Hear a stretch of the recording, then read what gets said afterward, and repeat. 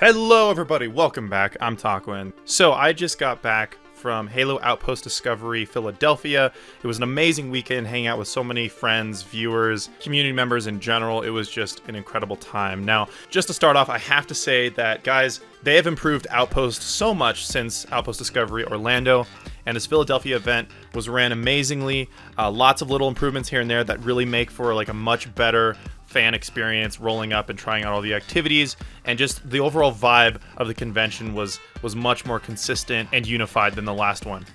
I'm so excited for the future of Outpost because honestly, they improved so much over the last one, and I know like by the time they get to Anaheim, the very last one, it's just going to be such a solid experience, and even before that, but they're just going to have everything ironed out, and it's really cool seeing how much they improved and adapted to all the feedback that they received. So I'll talk a little bit about that in this video, but mostly this is going to be a vlog, but I wanted to preface it by saying they improved a bunch. I had a blast this time around, and you should definitely check it out if you live near one of the cities, for sure.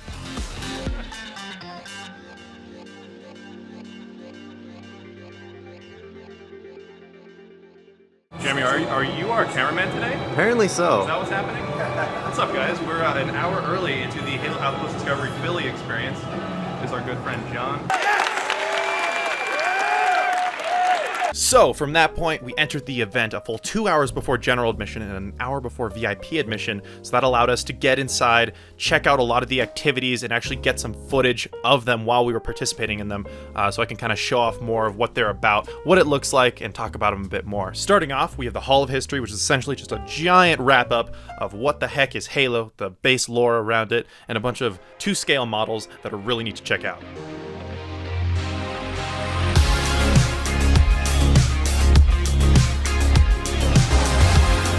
I'm back with my unpaid intern, Jeremy, who is actually unpaid and doing legitimate work for me, filming B-roll right now. Dude, this elite is so sick.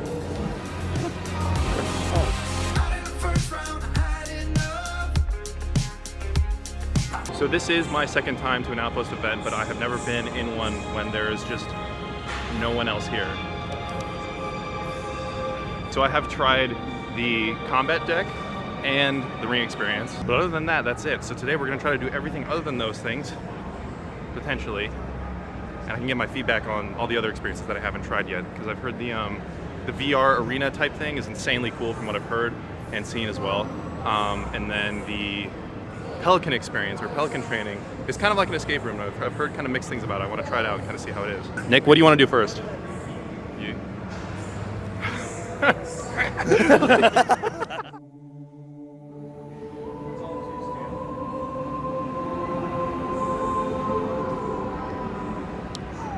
Jeremy, look at the lighting here.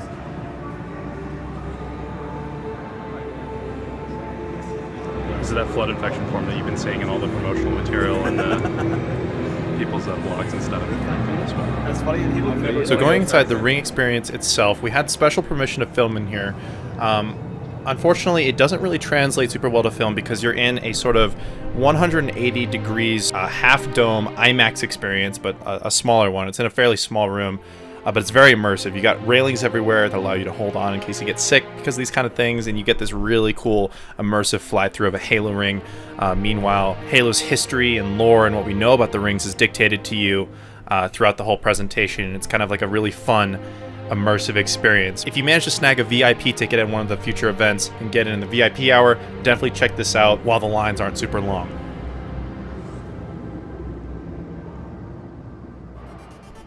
Next up, we have the combat deck, which is the closest thing without VR tech that you're going to get to Halo in real life. Straight up look like Naruto. Do I? It's typically a 12v12 situation. Everyone has a gun that has a sensor on it and a headband with a sensor on that. The guns use flashes of infrared light to do virtual damage to your opponent. You do the most damage by shooting your opponent's headband sensor. Each gun is equipped with vibration motors and a shield system just like in Halo. If you want to respawn, you got to respawn at the 2 respawn points at the back of your base. You scan the tip of your gun and you're back in the fight within seconds. The more I tried this experience, the more fun I had with it, and all I want to do is just go back and try it over and over again. I'm sad I can't make it to any more Outpost events, because if I could, I would instantly rush and do this. Taquin, they're spawn trapping us.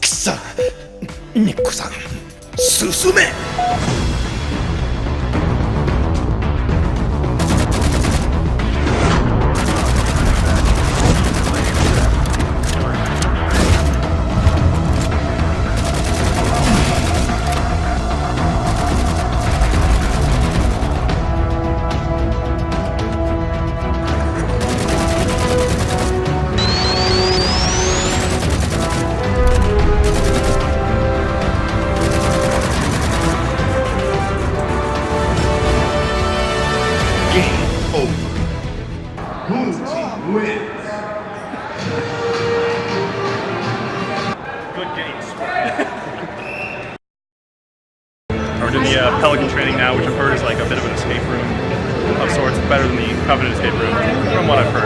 And here we have Nick recording his B-roll footage. We are looking for Kinnan and QWERTY. They're around here somewhere. All right, Nick. We're blasting off. Winter control is Delta 331. Affirmative control, Delta 331 has received its passengers. Pressurizing now. Delta 331, pre-launch status confirmed. Path is on target. You are clear for takeoff. All right then, control. Delta 331, engage for takeoff. Y'all, we are go for launch. Boarding claims disengage. And deployment in 3, 2, 1. Welcome aboard through. This is Captain Walker. Control, this is Delta 331. We have a dead stick situation. Just lost all directional control. Negative response and red lights on all ships' navigational systems. Recruits, you're up.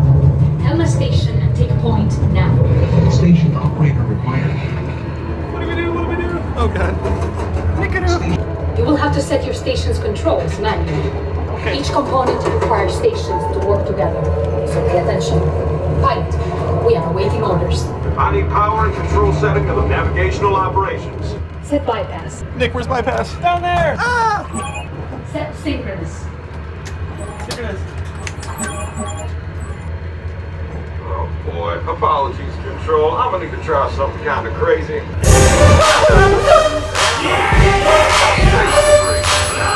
Let's not do that again. Recruits, when I call your station ID, you need to turn your O2 bypass valve as fast as you can. Station 4 and 7.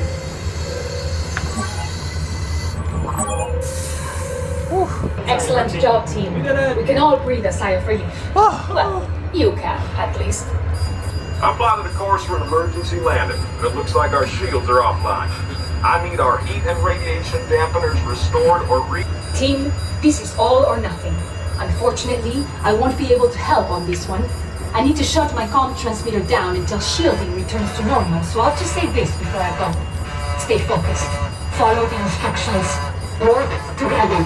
Toggle vent core. It's on the red switches. Stabilizer, C1. Got it. Gyro rotation You've done your best. The simulation has ended. Our Pelican burned out on re-entry, and our pilot, Captain Wallace, has indeed fried up like an egg in July. Well, we're all dead. That was a valiant We died. effort, recruits. Great. Keep training. Well, I'm dead. I think one, two, three button didn't work. I got mine though, so I'm happy.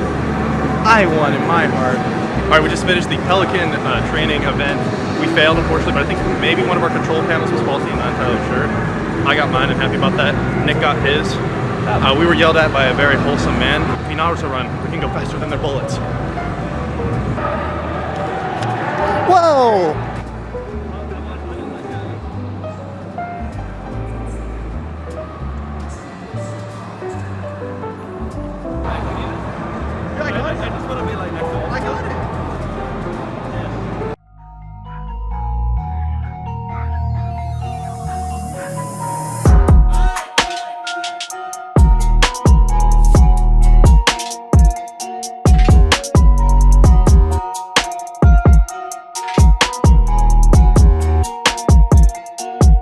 Next and last experience that we tried that weekend was the VR training grounds. Essentially, this is just straight up VR Halo, and it is by a pretty wide margin my favorite experience at the event.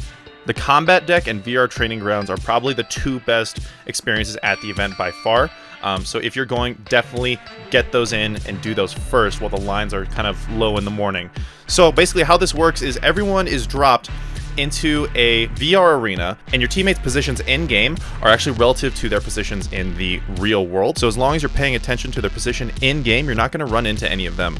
And by that same logic, if you don't go outside the square arena in the VR game, you're not going to crash into anything. It was insanely cool how they managed to do it. And from there, it's essentially VR Halo. You got walls that go up, and of course there are no physical walls there, but if you go into them, you'll take damage. So you just don't touch them, and it felt very natural and real. And it's a deathmatch with plasma pistols, and it is insanely fun. And that is going to wrap it up for this part of the Halo Outpost Discovery Philadelphia vlog/showcase. Those are all the activities that we got to do. There are a couple more that I didn't get a chance to try out, but that'll have to be next year because I won't be making it to any more of these, unfortunately. And like I said in the beginning of this video, they have improved a ton. I think the experience overall is way better than it was in Orlando. Things are running smoothly, and the more of these they do, the better they're going to get. So I'm actually really excited to see where this goes in the future, how this event grows and evolves over the coming years. If you have a chance to go to one, I definitely recommend it. I also recommend going with friends if you can, because it's really cool to kind of get in teams with your friends and kind of be super competitive. It's a really good time. And if you're a Halo fan, there's going to be something there for you, honestly. What I will say, though, is if you have the money, definitely go for the VIP tickets, simply because of that hour that you get in early. Or I think most days you get in an hour early, and then there's like another hour of VIP only stuff in the evening, depending on the day, if I remember correctly. But the lines still get really long, and it can be really grueling during like peak hours on Saturday, which I believe is usually the busiest day. So yeah, VIP tickets are a must if you can. If not, just try to arrive early, and also maybe try it out on Friday, potentially Sunday, because those aren't as busy as Saturday. So with that being said, thank you so much for watching, guys. I'm going to try to get a part 2 of this out, which is basically just us, you know, having fun, hanging out, all the shenanigans we got up into, less of a showcase of the activities and more of just a, you know, fun vlog. So that's going to do it for me. Make sure to follow me on Twitter for all sorts of updates on what I'm doing, progress with videos, everything like that. If I seem quiet on YouTube sometimes, you can always find me on Twitter tweeting things and keeping everyone up to date. So thanks so much for watching again. I'll do my best to make a part 2 of this in the coming week or so. And yeah, thanks again, guys. I'll see you next time.